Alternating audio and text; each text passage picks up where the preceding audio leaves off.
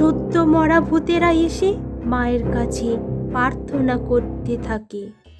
মা গো মা, মা চাই না গো মা রাজা হতে, রাজা হওয়ার স্বাদ নাই মা গো, দুবেলা যেন পাই মা খেতে চাই না মা গো রাজাতে।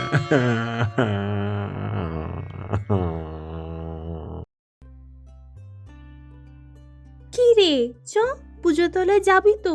চ, এক্ষুনি তো পুজো শুরু হয়ে যাবে, তাড়াতাড়ি চ। উফ আরে আরে দাঁড়াও না, দাঁড়াও না, বমটা ফাটাতে দাও না, দাও না। উফ, কখন থেকে তো সে একটা কথাই শুনে যাচ্ছি, বলছি যাব যাব, তুই যাবি নাই লাঠিটা এক্ষুনি পিঠে ভাঙবো। আরে দিদি, ছেড়ে দাও না ওদিকে, আজকের এই পুজোর দিনে তুমি আর ওদিকে বকাবকি করো না। এসো এসো, আমরা দুজনে মিলে মায়ের মন্দিরে যাই, ওদিকে আজকের ওদের মতো আনন্দ করতে দাও, আর আমার ছেলেরাও তো এখানে খেলছে। চলো দিদি। ঠিক আছে ঠিক আছে, চলো, না হলে যে মায়ের পুজো দিতে দেরি হয়ে যাবে। এই তোরা তাড়াতাড়ি চলে আসিস কিন্তু। হ্যাঁ কাকিমা, আমাদের বমগুলো ফাটানো হয়ে গেলেই আমরা মন্দিরে চলে যাব। ইয়ে, হুরে, কি মজা কি মজা।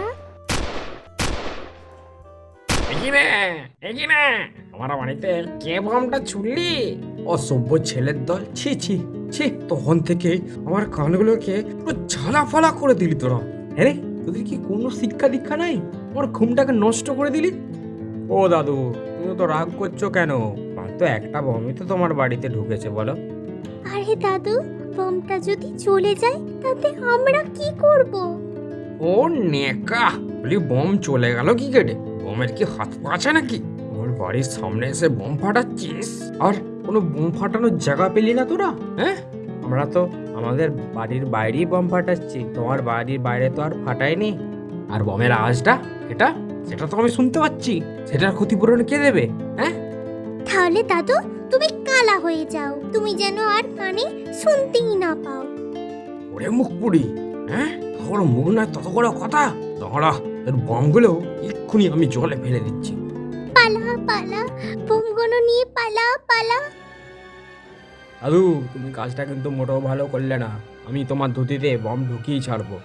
দাঁড়া হাত ছাড়া, দাঁড়া, ওদের একদিন কি আমার একদিন, দেখে আমি ছাড়বই না। দাঁড়া হাত ছাড়া, দাঁড়া। তারপর বাচ্চারা ছুটতে ছুটতে ভূষণ্ডির মাঠেতে চলে এলো। এ কি, আমরা এটা কোথায় চলে এলাম?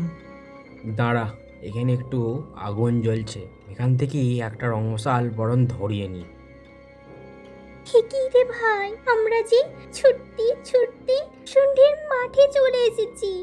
আরে বাপরে, ওরে বাপরে, আজ আজ যে আবার আমাবস্যাও, এবার কি হবে? আরে এটা এটা এটা তো একটা চিতা। উফ, একটা ভীতু মেয়ে কোথাকার। ওসব ভূত টুত বলে কিছু হয় না, বুঝলি? ভালোই হয়েছে, এখানে আর আমাদেরকে কেউ আর বকবে না। চল, আমরা এখানেই বম ফাটাই। এ ডাক ডুমা ডুম ডাক, ডাক ডুমা ডুম ডাক, ডাক ডুমা ডুম ডুমা ডুম ডুমা ডুম ডাক। এই নামা নামা, আস্তে করে নামা, আস্তে করে মাকে নামা দেখি। এই এই সব ভূতের দলে না, যা তাড়াতাড়ি মায়ের পূজার জোগাড় শুরু কর। যা, বন থেকে মায়ের জন্য ফলমূল নিয়ে আয়, যা তাড়াতাড়ি কাজ শুরু কর। ও রানীমা, রানীমা, বলছিলাম খাওয়াদার কি জোগাড় হবে? শুধুই কি ভেজ না নন ভেজও হবে? আরে থাম থাম, হবেই তো, আরে হবে হবে। কি মানুষ খাবি? তাই তো, যা পাশের গ্রাম থেকে কচি কচি নরম বাচ্চা নিয়ে আয়, তাদের রক্ত আমি খাবো।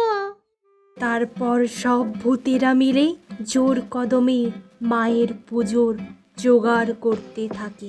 সব মেয়ে ভূতেরা মিলে মায়ের পুজোর ফল কাটতে থাকে। কিছু ভূত নাচ গান করতে থাকে, আর অন্য ভূতেরা মিলে মায়ের জন্য রক্ত জবা ফুলের মালা করতে থাকে। আর ডাইনি রানী পুরনো কিছু বম ফাটানোর চেষ্টা করে। সদ্য মরা ভূতেরা এসে মায়ের কাছে প্রার্থনা করতে থাকে। মা গো মা, মা। আর কিছু ভূতেরা এসে গান শুরু করে। আমার মায়ের পায়ে জমা হয়ে ওঠ না ফোটে মোর।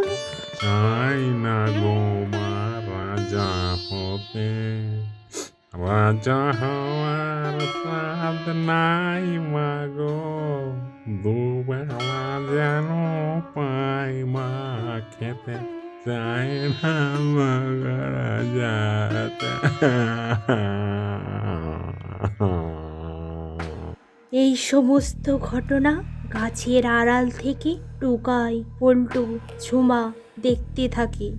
হঠাৎ করে আরে আরে আরে রানীমা, একটা আধটা নয়, পুরো এক পাল ছেলে পেয়ে গেছি। এবার আমাদের পুজোটা জমিয়ে হবে। ছেড়ে দাও, আমাদেরকে ছেড়ে দাও। ছেড়ে দাও, ছেড়ে দাও। কই দেখি দেখি। যখন ডাইনি তাদের দিকে এগিয়ে যাবে, ঠিক তখনই ডাইনি হোঁচটকে পড়ে যায়। এই কে রে, কে রে, কে আমায় ফেলে দিলি? আরে রানীমা, তো বোমের খোলা কিনে মনে হয় কেউ বোম ফাটিয়েছে। কি? আমার এই ভূষণ্ডির মাঠে আমার অনুমতি ছাড়াই কে এখানে বম ফাটালি? কে? রানীমা, এসব কাণ্ড এই বাচ্চারা ঘটিয়েছে। আমি যখন চিতায় পড়ছিলাম তখন পড়তে পড়তে আমি এসব কথা শুনেছি, সব দেখে অমছি। এসব বাচ্চারা আমাদের ভূতেদের নামে অনেক বাজে বাজে কথা বলছিল। তাই নাকি? কি বলছিল রে ওরা? ওরা বলছিল ভূতেদের নাকি চরকির সঙ্গে বেঁধে ঘুরিয়ে দেবে, আরো বলছে বম মেরে উড়িয়ে দেবে। তাই নাকি? এই ছোড়াদের এত বড় আসপর্দা আমার এলাকায় এসে আবার আমাকে হুমকি দেয়া। তোদের তোদের বম নিয়ে এত বড় অহংকার? ঠিক আছে, তোদেরকে আজ আমার সাথে, এই ডাইনির সাথে বম ফাটানোর প্রতিযোগিতা করতেই হবে। তাহলেই শুধুমাত্র তোরা ছাড়া পাবি, না হলে ঠিক আছে ডাইনি। তারপর বাচ্চারা প্রথমে ডাইনির ওপর বম মারতে শুরু করলো। তারপর দেখতে দেখতে শুরু হয়ে গেল বমের বিশাল যুদ্ধ। কিন্তু খানিকক্ষণের মধ্যেই হওয়ার পর ডাইনি আধুনিক বমের কাছে হেরে গেল। হেরে গেছে। না না, এই অপমান আমি কখনোই সহ্য করব না। কিছুতেই না, কিছুতেই না। আমি কাল আবার প্রতিযোগিতা করব। আবার দরকার পড়লে আমি নিজে হাতে বম তৈরি করব। কাল তোদেরকে বমের প্রতিযোগিতায় আসতেই হবে, না হলে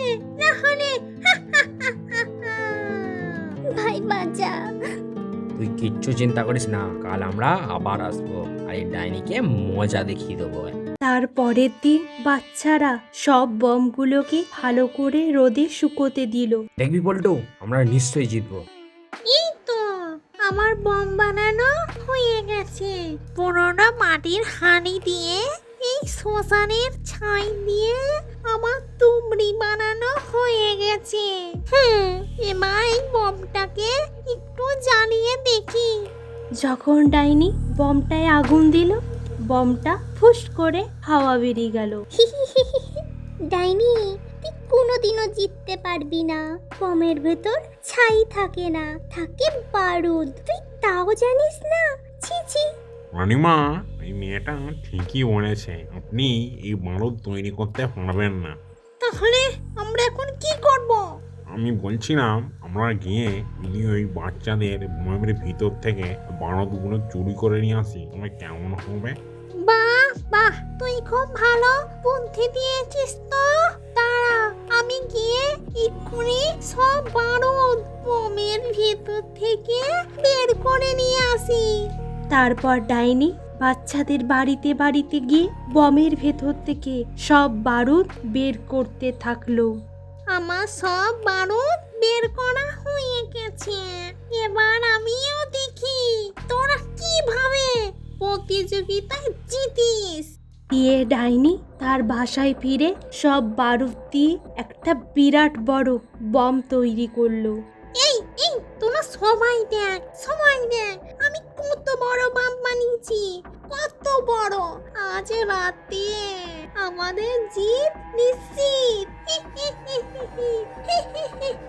তারপর রাত নামতেই ভূতেদের জলসা শুরু হয়ে গেল। পণ্ডিত মশাই জোরে জোরে মন্ত্র পড়তে শুরু করলো। স্বাগতম সুস্বাগতম, কি কচি কাঁচা দল, আজকে হারার জন্য তৈরি আছিস তো তোরা? ডাইনি তুই হারার জন্য তৈরি থাক। এই তোরা সবাই মার মার। কি হেরো সব ভূতে তোর, এবার আমাদের বাজিগুলো ফাটা। তারপর সব ভূতেরা মিলে একে একে সব বাজি ফাটাতে শুরু করলো। এই দাঁড়া, তোদেরকে আমি এবার আমার পেশার বোমটা দেখাই। তারপর যেই না ববে আগুনটা দিল, আমি সব বাচ্চাদের বোম মেরে উড়িয়ে দিয়েছি। এই যা, এবার তোরা গিয়ে ওই বাচ্চাদের কচি কচি হাড় চিবিয়ে খা। আমি মাথাগুলোই খাবো। ডাইনি, তোর এত বড় সাহস, তুই আমার সন্তানদের মারিস, তাদেরকে কষ্ট দিস, তোকে আমি ছুটতেই ছাড়বো না। ঠিক তখনই মা কালী ডাইনির দিকে একটা বিশাল ত্রিশূল ছুঁড়ে দিল। তখনই ডাইনি জ্বলে পড়ে শেষ হয়ে গেল। জয় মা জয় কালী। মা কালী।